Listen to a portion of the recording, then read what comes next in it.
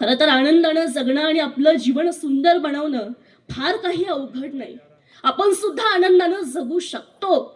फक्त त्यासाठी आपल्या प्रत्येकाजवळ हवी थोडी सहनशीलता, थोडी सोशिकता, थोडी विनोद बुद्धी, थोडी खिलाडू वृत्ती, थोडी कणखर मानसिकता, थोडा करारीपणा, थोडं चिंतन, थोडं वाचन, थोडं मनन, थोडं संगीत श्रवण. मग कधी आशा ताईंचं किंवा लता दिदींचं एखादं सुंदर भावगीत, तर कधी किशोर कुमार आणि मोहम्मद रफींचं एखादं सुंदर प्रेमगीत, कधी ज्ञानोबा तुकोबांचे अजोड अभंग आम्ही ऐकले पाहिजेत, तर कधी रामकृष्ण विवेकानंदांचे स्फूर्तिदायी विचार आम्ही मनात साठवले पाहिजेत.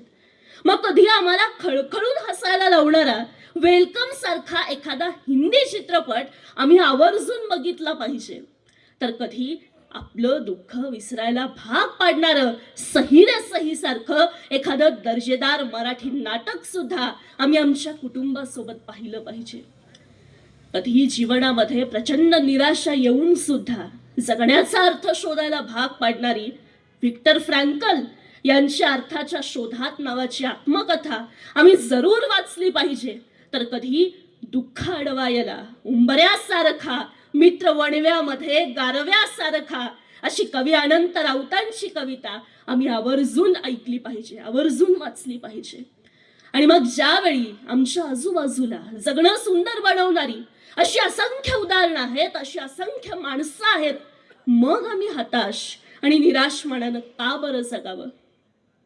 एकदा एका मित्राचं आयुष्यभर कष्टानं मिळवलेलं सगळं वैभव, त्याचं घर, त्याची संपत्ती जळून खाक झाली आणि हा निराश अवस्थेत त्याच राखेच्या ढिगाऱ्या शेजारी रडत बसलेला होता.